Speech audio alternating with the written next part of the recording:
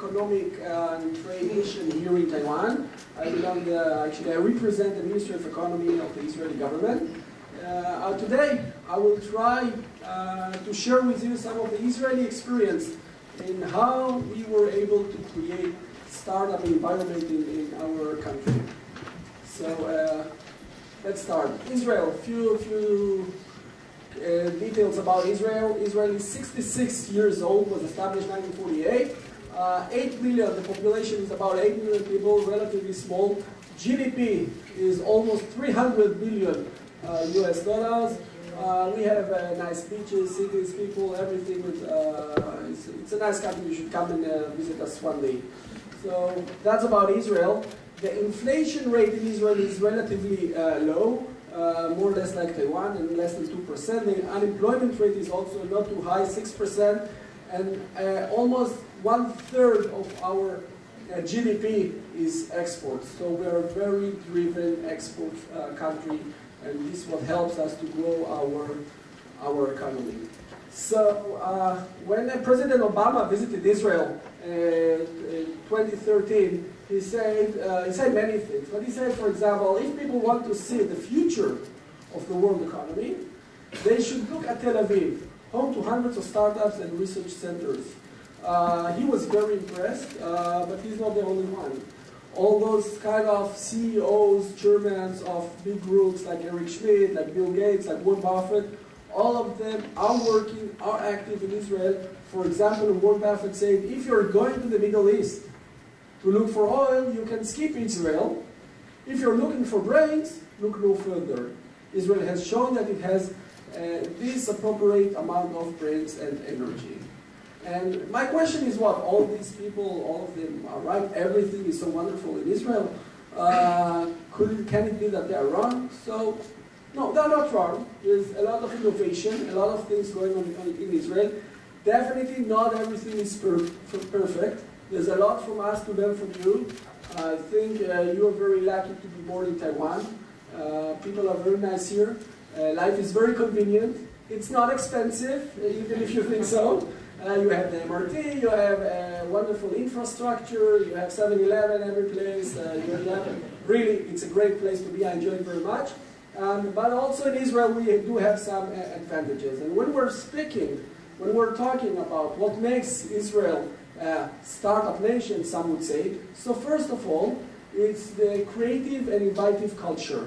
And it is true, the IMD and also the WEF has ranked Israel first, second, third as globally for innovation, for innovation capacity. And there's all kinds of sub-ranking inside too. And the second thing is entrepreneurial DNA. And I'll elaborate a bit about that in a second. And again, Israel is only second to the Silicon Valley in total of startups, okay? It's first for its density, but second only to the Silicon Valley. And a lot of people do compare Israel to the Silicon Valley, and the question is why. So first of all, every year there's around 600 new startup companies established in Israel. And I remind you the population is only 8 million people. And around 200 of them close their activity. So actually it means that every year there's around 400 new opportunities for the business sector. If it's about investing, if it's about being more active, it's about new ideas that are taking place in Israel. I think this is an enormous information. Most of these activities of these startups are I divided it into three fields mainly. So first of all is the health industry, agriculture, and water technology. I think you can find a lot of strengths in Israel in these sectors. Second, it's the ICT, which is more internet, IT, telecom, and stuff like that. And the last thing I would maybe mention the HLS. Because of the background and because of the enemies that we are surrounded, we had to develop our own homeland security, military things.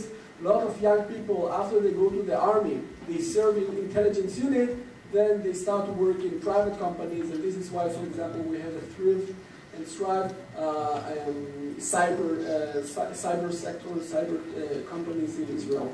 And I think the Army has a lot to contribute in that. I'll give you some examples. Things, for example, 50% of the low-pressure irrigation system. You know, we are lack of water. 60% of Israel is actually desert. The amount of rain in Israel is maybe 1/5 of the amount of rain in Taiwan. And even in those days when the rain is, you have droughts today, Taiwan and Israel it's much less. And still we do not have water problems. And part of it is the water technology we were able to develop. And again, necessity is the mother of all inventions. So we were able to, if it's about desalination, if it's about irrigation, so water technology is very developed in Israel. Second thing is Intel, the chips. 1 billion computer processors were developed and manufactured in Israel. Intel is, I think, Israel for Intel is the second country in the world. After the US, of course, they have fabs in Israel. So yes, I know they are competing TSMC, but still Intel is doing very well in Israel. Stands for hearts were powered in Israel. The PILCAM is a capsule for endoscopy. You have actually a camera inside, you swallow it, you can take pictures. That was invented in Israel. We're very good at digital 3D printers, which was originally, the activity was started in Israel, now they have shifted to the US. And all kinds of other things like leading road safety technology. I'll talk about that company later. The Discol key was invented in Israel. The Kinect, if you play the Xbox, that was also invented in Israel. And these are just a few examples I picked to choose. So, what makes us special? First of all, I think is the innovative culture. So people in Israel, what do? They think out of the box. Actually, it's part of our DNA. And I'll try to explain about that. Let's say we're sitting in a group, the CEO of the company is here, and he says, I think we should go ABC. I'm just a simple director. I look at him and say, no, CEO, I think you're wrong. And in Israel, it's okay to say that. So it's okay to tell the CEO, listen, mister, I think you're wrong. I think we should take the other direction. I won't get fired the day afterwards. It's not acting rude. It's part of our culture. So eventually, we will do what the CEO says, of course, but this is part of the brainstorming we're used to do. Sometimes when I communicate in the emails with some colleagues in Israel, when my local staff read the emails in English, asking, wow, how can you write me such a thing? And then he writes me back the same language. We're not angry one about another. We're fine. This is the way how you communicate. So actually, what it creates a brainstorming. And so people are not afraid to say what they want. And in this kind of way, we have more ideas thrown into the room. Eventually, of course, what the management team decides to do, this is what we're doing. There's a lot of government support tools. I will elaborate soon. Dynamic business community. See, this is the map of Israel. Looks more or less like Taiwan. The size is 22 square kilometers. Taiwan is 36, if I'm not wrong. The thing is that all the active business is here in the center. So actually, to go from one place to another takes maximum 2 hours. So think about it in Taiwan, like the country, the business country ends in Taichung, not more than that. So, and we're only 8 million people, so more or less people always know one another, and if they don't know him, so they must know only one guy in the middle to know that guy. So it's very easy to communicate. So for us, things are going very fast in Israel. Sometimes I feel that things are become, for example, if I compare it to Taiwan, things are doing more in the right way here in Taiwan, but much more slow. And in Israel, things are more dynamic, sometimes more effective. Workforce quality and availability, this is what I just mentioned. And we have top education system. 10 Nobel laureates came out from Israel, again, population of 8 million people. High tolerance for risk and failure. So we also value the failure, and I'll explain why. I have a friend. He started to work in a startup medical device. He was managing that. And after 3 years, he sold his company to a US company for $40 million US. So he was working for 3 years. He sold his company for $40 million US. Now he is recruiting money again for his next idea. So first of all, Israelis, and again, I'll do this comparison to Taiwanese. When a Taiwanese, he was establishing a company, so after 30 years or 40 years of managing that company, the only thing he's going to do with that company is to will it to his son. His son already knows his future. He is going to manage his father's company. He has no other choice. And in Israel, it works differently. The company is not like a family. The company is like a place just to bring your idea up. After you bring that idea up, what you're wishing mainly about startup companies is to sell your company, and I soon will show you who buys that company, who acquires those companies. And then, because already you have your next idea in mind, which you are interested to execute. And this is how it goes on. But the second thing, we're not afraid to fail. So I showed you before 600 new companies, 200 of them are being closed. But actually, I started to tell you before about that friend of mine, so he told me, listen, now it will be maybe easier for me to recruit money for the next company because I already succeed. But the truth is, maybe I was not such good. Maybe I was more lucky. I can tell you one thing he told me, and I remember it very well.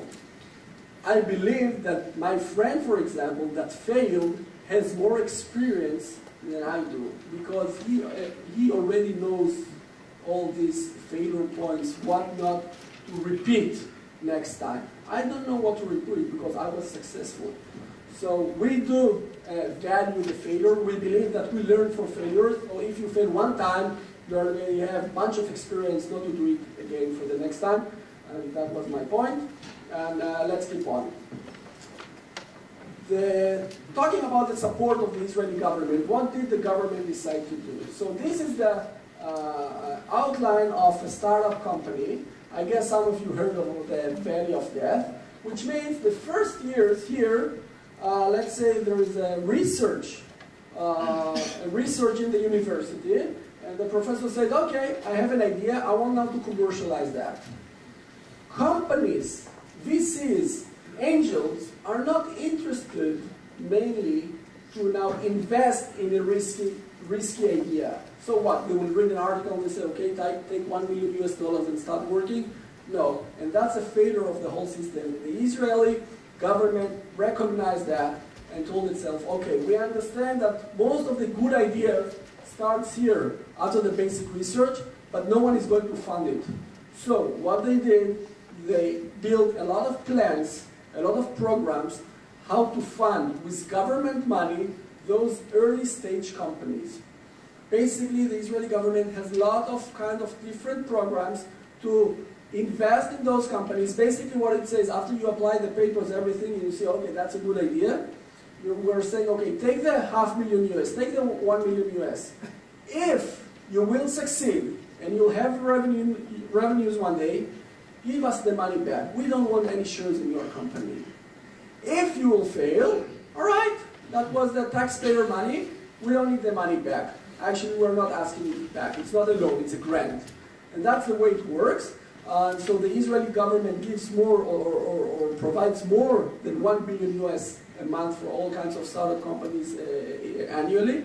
And what I would like to say later on, then there is like the applied research, and you build a prototype and proof of concept and everything. And then we come to this point.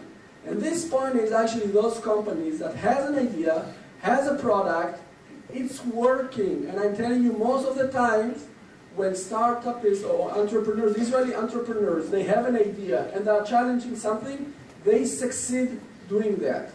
The question is, if they're able to do it also cost effectively, the question is if they have the channels to the market. So many times an Israeli has the solution, but it's too expensive to manufacture the solution. He has a solution, but he doesn't have the channels to the Asian market, to the US, to Europe, because it's lack of marketing. And that's a problem. And so the government, as I said, so one second, so those companies here, this is the place where multinational comes.